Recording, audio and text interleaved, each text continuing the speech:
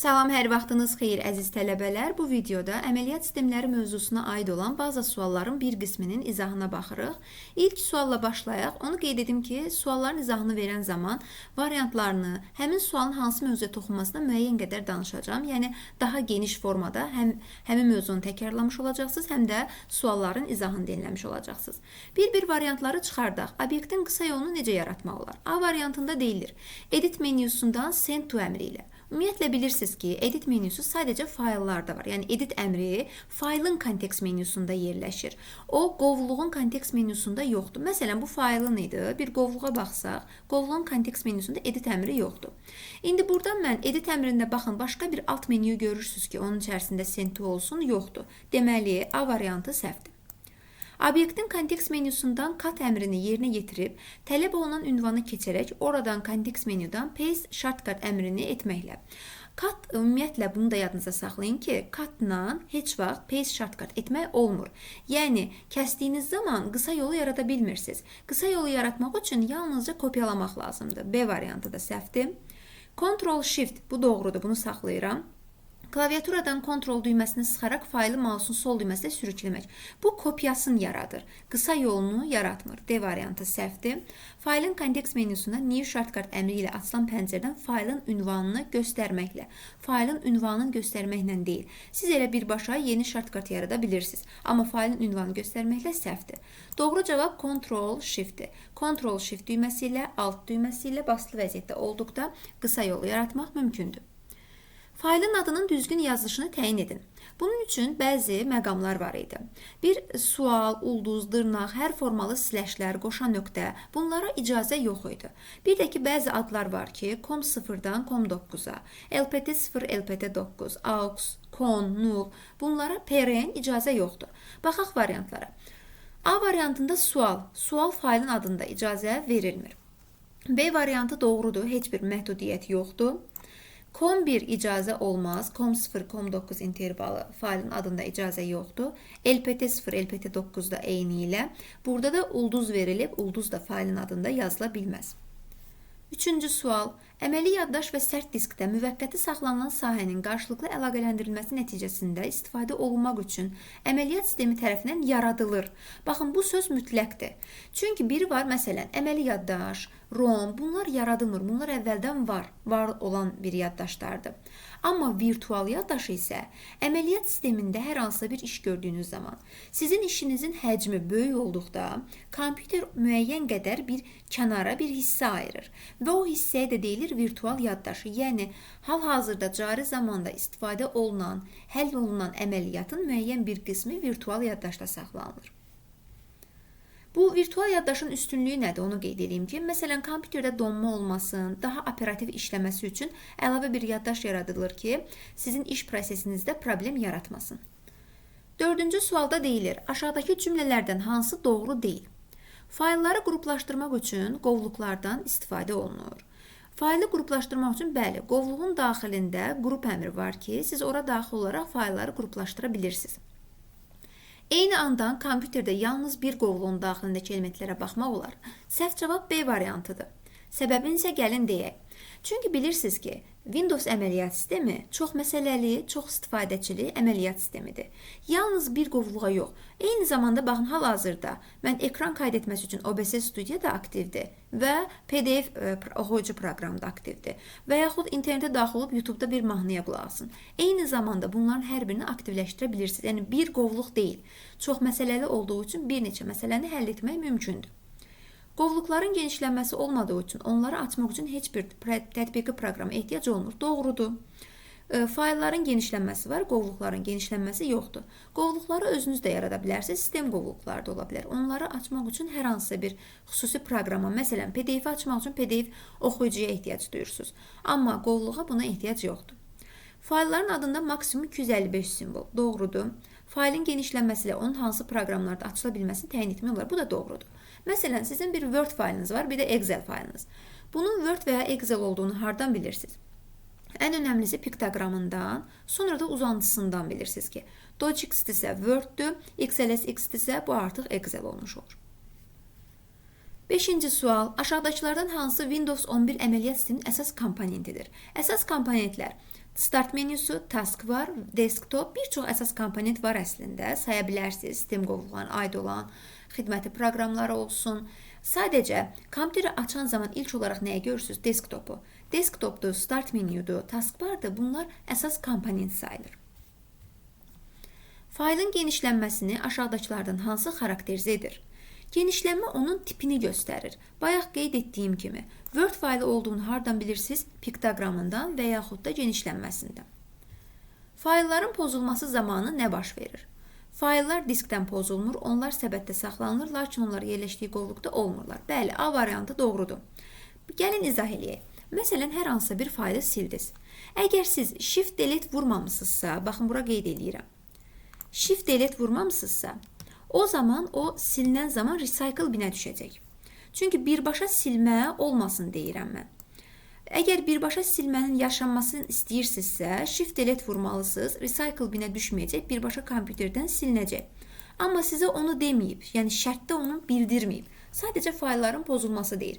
Yəni, bu faylların pozulması, məsələn, sağ düyməni vurdum üzərində, delete vuracam. Delete vurduğum zaman avtomatik gələcək, recycle binə düşəcək. Bundan sonra recycle bindən bərpa edə bilərsiniz, silə də bilərsiniz. Yəni, birbaşa diskdən silinmir. Diskdən silinsə, siz onu bərpa edə bilməyəcəksiniz. Fayllar diskdən pozulmurlar, onlar əvvəl olduqları qovluqda saxlanılırlar. Xeyr, əgər mən onu silirəmsə, niyə o qovluqda qalsın? C variantı. Onlar diskdən pozulmur. D. Onlar kompüterin daimi yaddaşına keçirilir. Məntiqən səhvdir. Faylların sürəti diskdə qalır, özləri isə diskdən pozulur. Bu da tamamilə səhv olmuş olur. Doğru variant oldu A variantı. Ad dəyişmə və silmə əməliyyatlarını tətbiq etmək olmaz. Ad dəyişmə nə idi? Rename'dir. Silmə də ki, delete'dir. Bunları necə tətbiq eləmək olmur? Yəni, hansıları eləyə bilmirsiniz? Baxaq, A variantı. Bir fayla, bəli, faylın adını rename eləyə bilərsiniz və yaxud F2 ilə. Silmə də delete eləyə bilirsiniz. Ayrı-ayrı fayllara bu da mümkündür. Seçin faylları, ayrı-ayrı fərqli yerdə olan faylları necə seçirdi? Birini seçdim. Kontrol düyməsi basılı vəziyyətdə digərini də seçə bilirəm. Yəni, fərqli yerlərdə olan obyektləri seçmək üçün kontroldan istifadə edirdik. Ardıcıl olanları isə shiftdən istifadə edirsiniz. Yəni, bu da mümkündür. Bütün kataloqa, yəni qovluğu seçin. Kataloq qovluq deməkdir. MS-DOS dilində kataloq deyilir, Windows'da qovluq deyilir. Bütün kataloqa, yəni qovluq seçib silmə və ya ad dəyişmə mümkündür. Bir kataloqdakı fayllar qrupuna, bu da doğrudur. Kataloqa daxil olun, içərisindəki faylları seçin, adını dəyişdirin və ya silmə apara bilərsiniz. Amma sistem fayllarına mümkün deyil.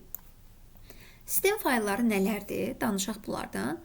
Sistem faylı, belə loru dildə desək, kompüterin tərkibində gələn proqramlar və fayllardır. Biz onu yazmırıq özümüz. App Store və ya Play Store-dan nəsə yükləmirsiniz. Telefonunuzun içərisində əməliyyat sisteminin daxilində gələn proqramlar olur, sistem proqramları. Və onları siz adını dəyişdirə, yaxud da silə bilməzsiniz. Sual 9. Uyğunluqdur. XMOS, BIOS, disket. XMOS nə idi? Saat, zaman konfiqurasiyası, yəni vaxtla əlaqəli olandır. Özünün xüsusi enerjisi var, xüsusi bataryası var. Kompüter işlək olduğu müddətdə də, sönəndə də, yəni kompüter istənilən vaxtı yandırdıqda, o bu günün zamanı və tarixi ilə eyni olur. Bunun səbəbi XMOS-dur. Özünün bataryası var. BIOS isə əməliyyat sistemi yüklənən zaman qurğuların işini yoxlayır. Bir sözlə desə, əməliyyat sistemi yüklənməsini də həyata keçirir. Disket xarici yaddaş qurğusudur. Başqa adı FTD, floppy disk, elastik maqnit disk adlanır. 1.44 MB yaddaşa malikdir. Başlayaq birinci uyğunluqla. Yumuşaq maqnit disk. Baxın, elə bu disketdir. Yəni, uyğundur 3-ə. Fərdi kompüter resurslarının diaqnostikasını təmin edir. Bu, diaqnostika işidirsə BIOS-dur. Kompüteri işə saldıqda əməliyyat sistemi yüklənən hissəsini əməli yaddaşa, qeyd etdiyim kimi BIOS əməliyyat sisteminin yüklənməsini həyata keçirir. Giriş-çıxış baza sistemi, yəni Basic Input-Output sistem BIOS-un açılışıdır. Metal oksid yarım keçirici, bu XMOS-undur. Mikrosxemi fərdi kompüterin konfiqurasiyasını, zamanı və tarixi, təbii ki, bu da XMOS-un olmuş olur. Deməli, 1-ə uyğundur. 5, 6, 5-6 olan bir dənə elə Y variantındadır. Davamına da baxaq. 2-yə uyğundur, BIOS'a uyğundur. Hansıdır bu? 3-dür, 4-dür, 2, 3, 4. 2, 3, 4, bəli, elə Y variantında 3-dəki I uyğundur. Deməli, Y variantı doğru olmuş oldu. Tətbiqi proqram icra olunan zaman harada yerləşdirilir? Ümumiyyətlə, nəsə icra olunursa, o əməli yaddaşa yerləşir. Hal-hazırda biz video çəkirik, PDF üzərində izah edirik. Bunlar hər biri əməli yaddaşdadır. Çünki əməli yaddaş cari zaman anında informasiyanın saxlanmasıdır. Hal-hazırda etdiyiniz bütün işlər əməli yaddaşın, yəni RAM-ın tərkibindədir. Dialoq pəncərəsinin bağlanması üçün aşağıdakılardan hansıları basmaq lazımdır? Dialoq pəncərəsi və yaxud ümumiyyətlə proqramın bağlanması üçün Alt F4 vurulmalıdır. Cavab olur A variantı.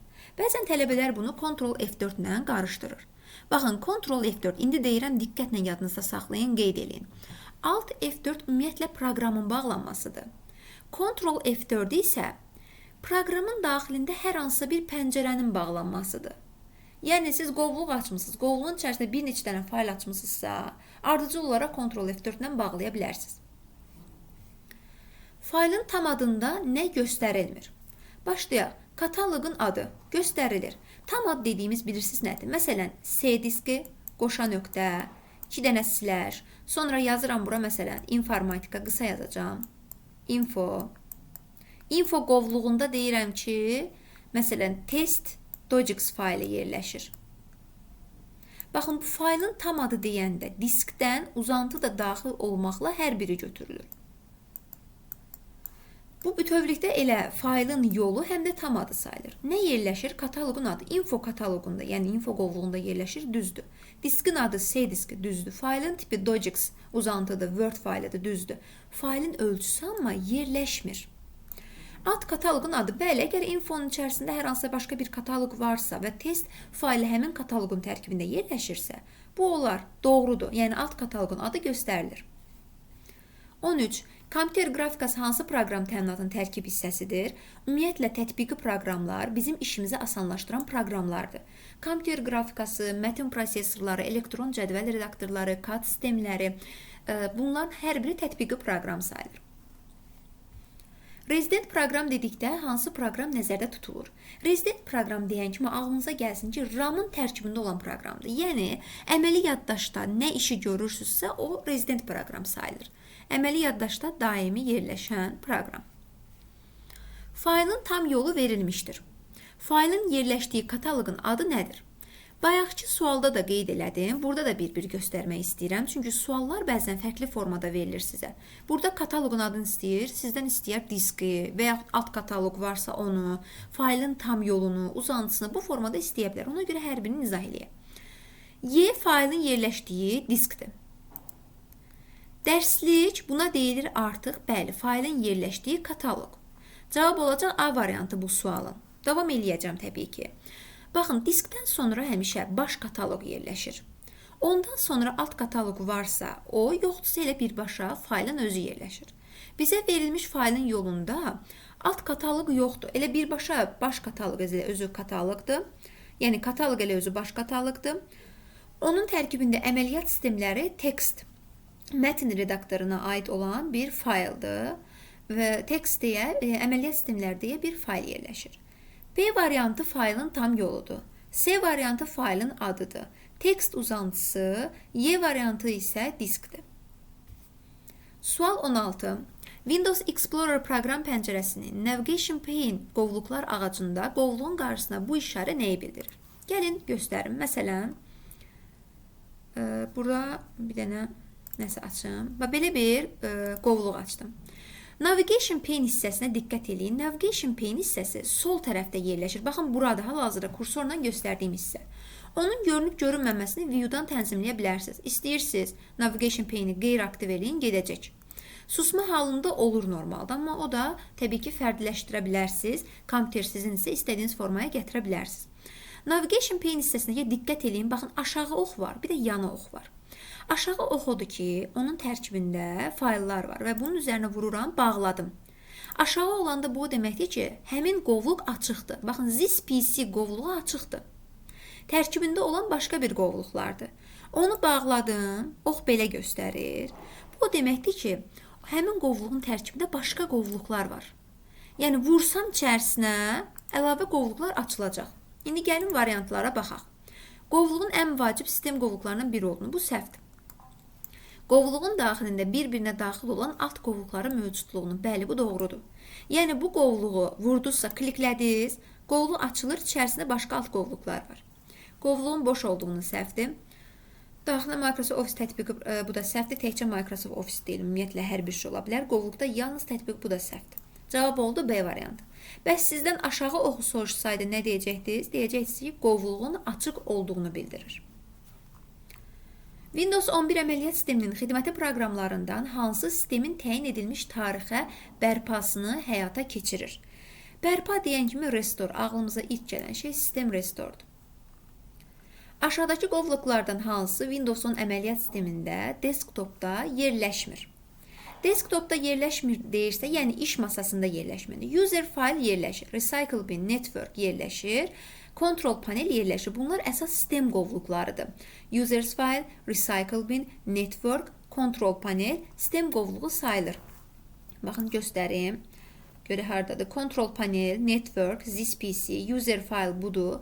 Recycle bin də sistem qovluğu sayılırlar. Amma my documents, bəli, kompüterdə olur. O harda yerləşir? Təbii ki, user qovluğuna və ya hansısa bir qovluğa daxil olun. Orada documents hissəsi var. Baxın, this PC-nin içərisində yerləşir o. Buradan görürsünüz hansındır? This PC-də. Bu ekranın, yəni desktopun iş masasında yerləşmir. Sual 19. İş masasının arxa plan şəklini dəyişdirmək üçün istifadə oluna bilər. Baxaq. Desktopun boş yerində açılmış kontekst menüsünü personalize emri. Bəli, bu tamamilə doğrudur. Desktopun kontekst menüsü sağ düymə, Shift F11 və yaxud da klaviaturadan kontekst menünün düyməsi var. Personalize da fərdiləşmədir. Buradan bəli, ekran rəsmlərini dəyişə bilərsiniz. This PC qovluğun üzərində açılmış kontekst menünün Properties əmri ilə açılmış pəncərədən. Properties niyə desktopdakı, ümumiyyətlə, Properties niyə fon şəklini dəyişsin? Properties xüsusiyyətə baxır.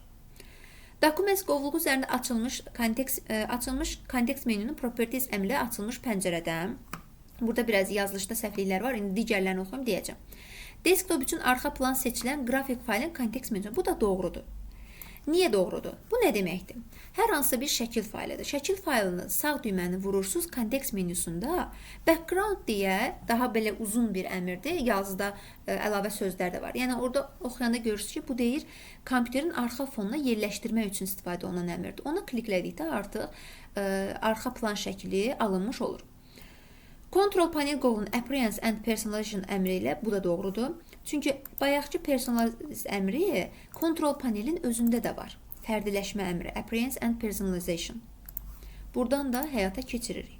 1, 4, 5 cavab olur B variantı. Üçüncü sualın ümumiyyətlə yazılışda bəzi problemlər var. Problem olmasa belə, yenə qeyd elədiyim kimi, Properties əmri niyə arxa plan şəklini dəyişsin? Həm də ki, Documents'in Properties'i özdə. Və sonuncu sual. Aşağıdakılardan hansı açıq pəncərələrin idarə olunması üçün istifadə olunan əmrlərdir? Açıq və buradakı gördüyünüz variantların hər biri deyəsiniz ki, elə pəncərə ilə işləmək üçün olanlardır, aktiv pəncərələrini. Amma açıq pəncərələrin ekranda yerləşməsi üçün istifadə olan əmr taskbarın üzərində sağ düyməni vurduqda burada kontekst menü açılır. Həmin kontekst menüdən baxın hansı əmrlərdir? 3 dənə bu qeyri-aktiv olan əmrlər var. Onlardır. Niyə qeyri-aktivdir? Çünki hal-hazırda aktiv pəncərə yoxdur ekranda. Ekranda açıq pəncərə olsa, onların yerləşməsi üçün, baxın, artıq aktivləşdi. Çünki mən PDF faylını aktivləşdirdim. Kaskadlı, stacklı, side by side aktiv oldu. Bunlar pəncərənin idarə olunması, ekranda yerləşməsi üçün istifadə olunur. 1. Show the desktop özü də side by side'dır və stack'dır. Show desktop'dakı bilirsiniz ki, aeropic funksiyasıdır ki, aktiv pəncərələri taskbar üzərinə klikləmək üçün istifadə olunur. Baxın, bu əmr. Bu 4'ü bizim sualın cavabıdır. Bəs digər cavabı işarələyək 1, 3, 4, 6 cavab olur A variantı. Bəs digərləri nə üçündür? Always combine, lock the taskbar, never combine. Bunlar taskbar üzərində olan piktoqramların görünüşlə əlaqəli. Lock the taskbar, taskbarı kilidləyir. Yəni artıq taskbar hardadırsa, sağda, solda, yuxarıda, aşağıda, oradan tərpətmək olmur. Bu da ki, taskbarın settingsində həyata keçirilir. Digər əmr də eyni ilə taskbarın settingsindədir. Always hide labels, never when taskbar. Bu da taskbar üzərində olan piktogramların, yəni proqramların hansı formada görünməsini həyata keçirən bir əmrdir. Beləliklə, testlərimiz yekunlaşdı. Bu testlərin davamı da var. Əgər istəsəz, növbəti videolarda da həmin testlərin izahını verərəm. Hələlik növbəti videolarda görüşənədək.